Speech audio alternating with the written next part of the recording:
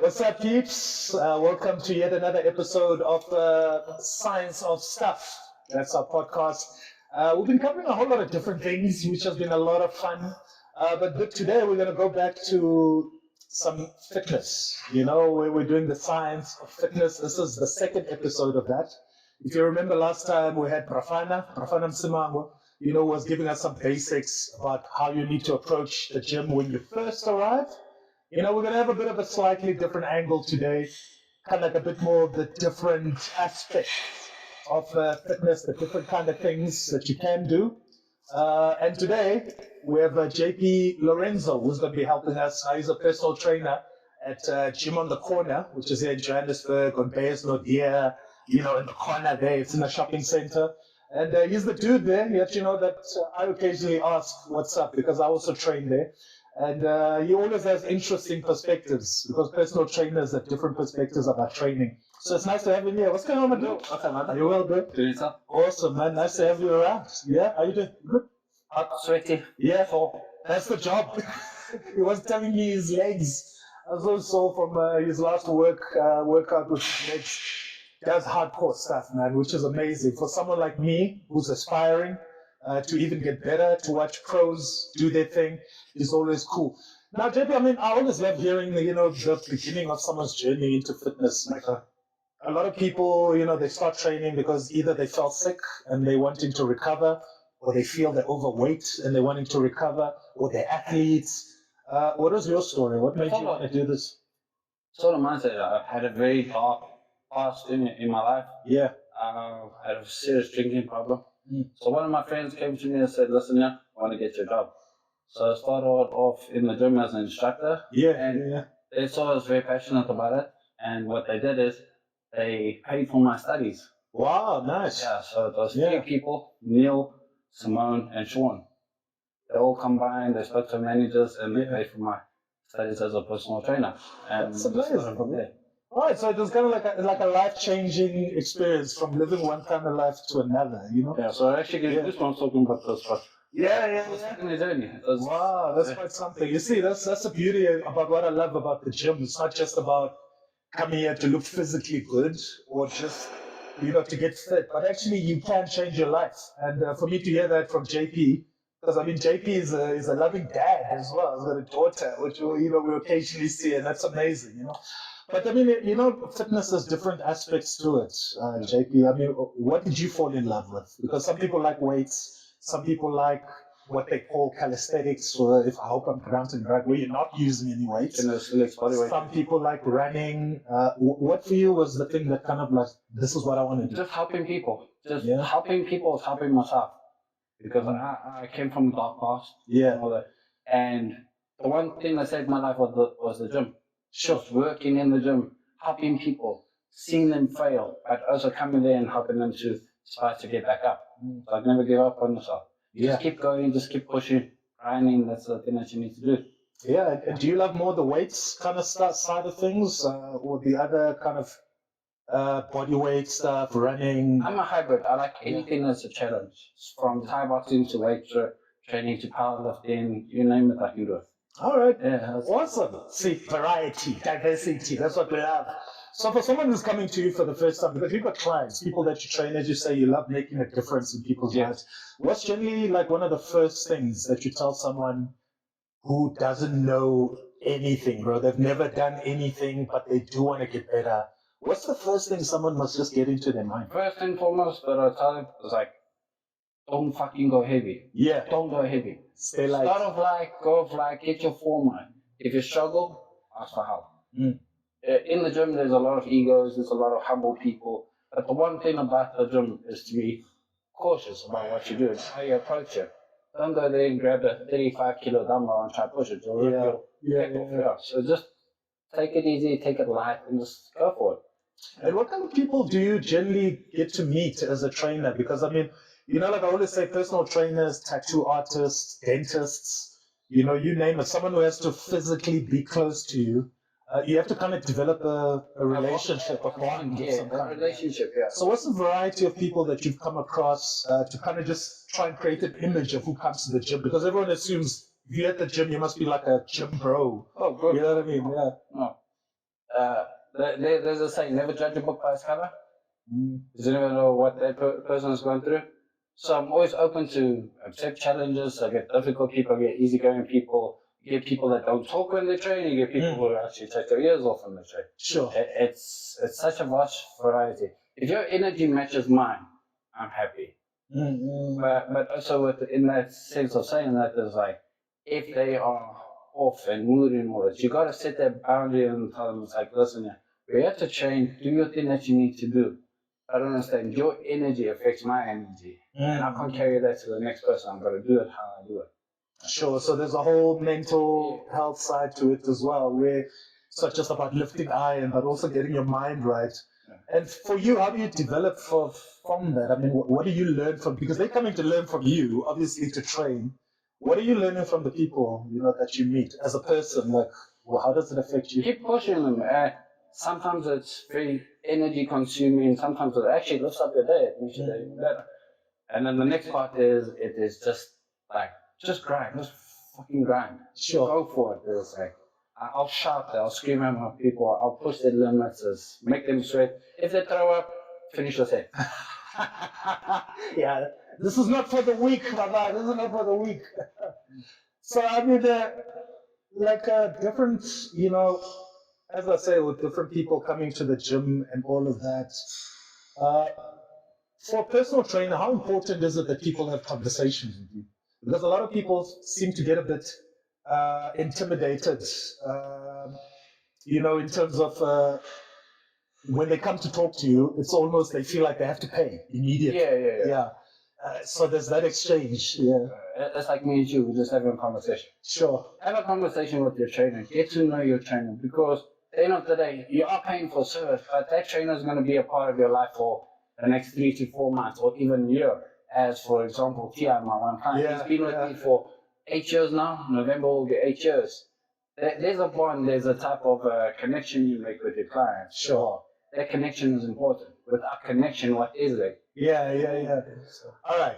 So there's this cap, and every time I've seen this cap, it's a lot of extreme sport. It's a lot of crazy things that are going on. Music meets sports. Is it any connected to your personality and any stuff that? Motocross. Motocross. Huh? Yeah. Back in the, I used to work as a bike mechanic. Yeah. And how I got the cap was just testing out the bikes. Fell a lot. Yeah. I fell on my face. And is your daughter taking any interest in this? She just recently started Thai boxing. Wow. Yeah. And how old is she now? She's 8. She's 8. You see, so the whole family can participate. Because I even check at the gym, there's gents here that are like 80 years old, late 70s, 80s that are training, and they're pushing. Yeah. So it's always nice to see the lighties come in as well. I have. And if you want to find a disciplined young person, you got to find them here at the gym. Yeah. So now we're at Gym at the Corner, which is a gym that I train at, and I love the gym because it's got so many sections. I mean, this is my class. Yeah, like all these bars you can see, you do all these fancy CrossFit vibes. There's a core section, there's cycling, there's all sorts of stuff going on. But I mean, for you, you do classes here. How's it? You see, we got members. Yeah, it's all good, gents. Welcome to the gym. Thank you. Welcome. Yeah, we're all working. You're gonna be on TV. I love it. So, what are your focuses really? You're a trainer, you do classes as well here. Let's go with the classes, because I think a lot of people don't understand what those are all about. What's the difference for someone being in a class and just training at the gym? What do these classes offer? Okay, different classes, different strokes for different folks. Sure. Let's say that. We got the yoga that's for the soft, gentler type stuff. But don't get me wrong, that shit will fuck you up. Yeah. You will die. You will die. The Pilates is one of the most hardest classes I've ever done and studied for. Because everything is core based. The foot positioning, the lining of your toes, the lining of every body part, high posture, correct your posture as well. Sure. Surprisingly, I do that as well for my Thai boxing. All right. My class is more high intensity HIIT. It's basically stuff to kill you. All right. Survival of the fittest. And what would be the benefit of something like HIIT compared to kind of like more slower kind of? Okay, more for slower is the slower strengthening of tendons, the strengthening of the core, the posturing of it. So if you go to do a Pilates class and you say you want to start powerlifting, they'll already have that bit of experience that works the slow twitch fast twitch fibers. Sure. So you get your posture right. Okay. My classes are designed to basically fuck you up. Basically. That's it. And that's the only way to grow, really. You gotta just go full on and commit to it and just go hard, yeah? Military type style of training, warrior race style as well. It's there to throw you off course, to throw you in the deep end. Sure. Whether you sink or swim, it's up to you. I'll be there to motivate you, kick your ass along the way. Yeah. But just do it. Just go for it. I don't personally train with my classes like other trainers do and instructors do. I'll move around. I check your form. I check your posture. I make sure your foot's aligned with. Yeah. I just do all those type of things. Say for instance, you do a lat pull down. So please don't pull it behind your neck or something like that. Yeah. Watch your form. Engage your core. As you're pulling down, make sure it touches your chest. Feel your elbows in, not out. Sure. Yeah. And all this stuff, like you mentioned things like form. It's all about just, I guess, protecting yourself from injury. Yeah. You got to have protecting your back, protecting your joints, and all that kind of. Okay, cool. And then with the weightlifting side of things, what should be the first thing that someone remembers? As you mentioned, start light. What are some of the other things that people are not aware of usually that you spot? So I focus on a lot of hypertrophy and time and attention. Yeah. I don't do the weights where you're blasting them up and down, see if you can get 100 reps on. Okay. I focus on 10 to 12 reps or 12 to 15 reps. Where you're pushing the muscle, the weight up, and as you're coming down, you focus in so slow it down. So it fills that muscle up with blood. It's a type of bodybuilding thing, but also it's a lot of aesthetic looks and sure. So when you're going fast, a lot of the time people are chasing, but you're not in control of the weights. It's supposed to be a mind-muscle connection. So you come, you're training, you're doing 30 reps, but are you actually thinking about your muscle working out? Sure. Or are you just thinking about to get shit done? I hear you. Yeah. And I mean, I've also done those mistakes as well, where you are just caught up in what you're doing and you're not checking your form and you're not actually connecting. All right, JP, like, as you know, you have a daughter who's 8, and you did mention that she started with some martial arts stuff. What is the correct age for someone to start training or starting at the gym? What is your recommendation for that for someone who has a kid? So I don't have a problem with anybody starting at any age. The baseline is obviously 16, from 14 to 16. It's a good starting point for kids because what it does is for the kids, it helps them mentally and physically. I mean, the kids of today, they've been overloaded with so much work and homework, studies, and all that, and it leads them to going into depression. So start them off young. The younger you start them off, even if they do like a little Pilates class or a little ab class or something, gives them a little bit of a release of tension and stress. Yeah. But ideally, I would say they can start from 15 and upwards. To get serious. Yeah. And then for young kids who wanna, parents who train, who come to the gym, what do the kids get them into martial arts class? More martial arts rather than lifting weights. Self-defense, because kids go through bullying, they go through so much. I mean, my daughter has ADHD. She fucking sits still for 2 minutes. But we put her in the Thai boxing class. She focuses. She loses focus, but it's just there to do. For example, if I'm training Mike, for example, and she's there, she would want to try what he's trying out. The best thing to do is just let her try. Okay. Yeah. Get her involved in it. So awesome. So it's an environment where you can, have your kids on because it's a healthy environment. But you wouldn't say that they must lift weights. No, not. Yeah, they mustn't be lifting weights. Leave that for at least when they're 14, teenage years. But they can start participating with you, but leave the weights out of it, Yeah, their tendons are still growing. They're still stretching out. The muscle needs to be formed. Sure. Needs to develop the cartilage.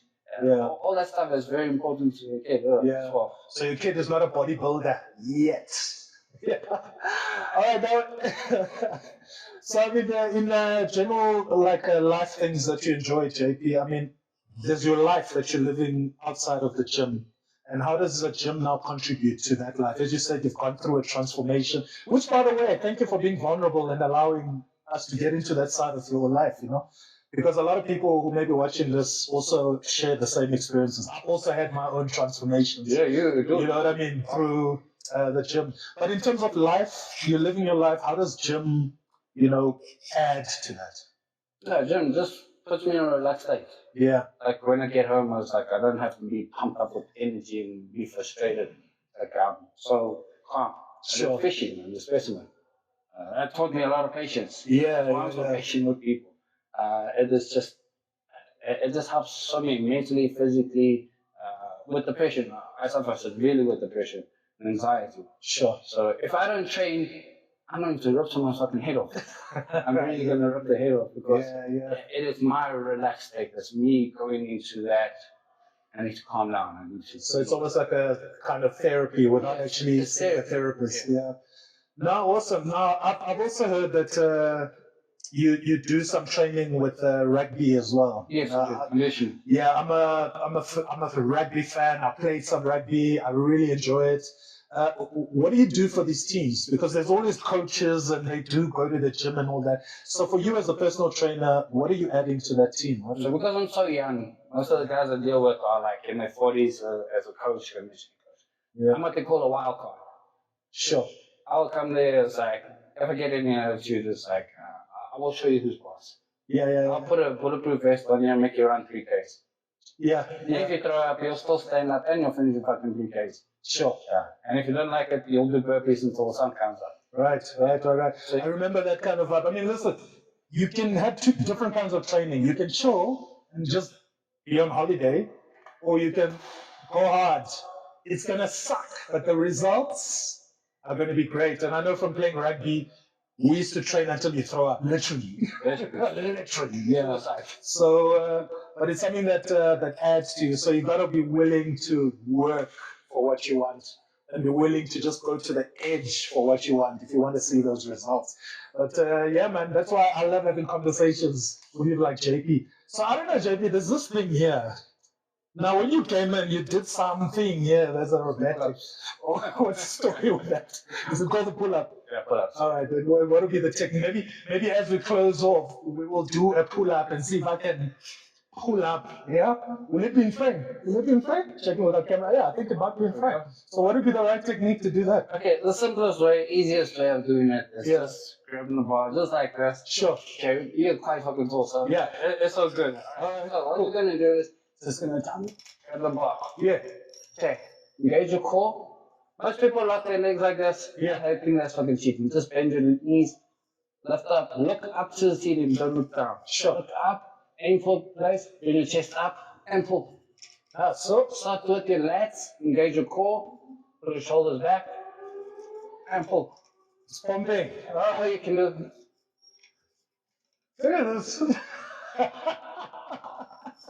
All right, let's see if I can just do one. You can do it. Let's see. Anyway. Yeah, I must remember to work out, because, work out, stretch out a bit, get it loose. Because at my age, I pull muscles just training in bed. So, let's see. Let's go. Chest out, bend your legs. You can cross them if you want. Chest up, look up. Engage your core. Two more. Let's go, 2 more. Don't be a pussy. It's harder than what it looks, but you practice. But awesome stuff. It's been awesome. JP, thank you, my bro. No, anytime. Much appreciated, man. We're going to be definitely doing more of these, and I'll be learning some more from JP as well. And hopefully, this gives you some inspiration. We're going to be talking about a whole lot of different stuff, but hopefully you picked up something that you enjoy from this, and you can go in that direction. Remember, fitness not just about how you look, but how you feel. All right. Phew. Just to close off, any memories about the gym, good or bad? Memories, like you got a few people I know at the gym. Yeah. Everybody that I meet in my life, I'm supposed to meet. Sure. Yeah. Give them the knowledge that you have. Help them where you can. Always be supportive. Yeah. And if they fail, just tell them, don't be a pussy. Sure. That's work. That's the way. All right, that's it. Don't be a pussy. Come to the gym. I love that. I love it. Cool. That was good. So it's been awesome. I hope it's inspirational because I feel inspired come to the gym and I wanted to share that with you. Mr. Mashava, where have you been? Man, you missed out on the whole session here. What is doing? I could see what you were doing. Did you manage to do a pull-up there, please? Just one. Yeah, I managed to do it. Hey, you need to warm up for these things. I could feel my muscles not ready, but we are here. So, are you joining the gym? Yeah, what's going on? I think, guys, I'll be joining gym now. Yeah. I am tired of struggling with the monkey bars. And I know, right? Kids can do 10 push-ups. They're like 30, and you're like, yeah, no. Yeah, that's how it is. In any case, look at it. I mean, he's a tall guy, good structure. With the gyms, he can be a GQ magazine. Yeah. I also played rugby at primary school, so there's a lot to catch up. Yeah, listen, if me and him can train and try and live a healthy life, you can definitely do it. So shout out to you, and thank you very much for tuning in. Keep it locked, guys. Science of Stuff.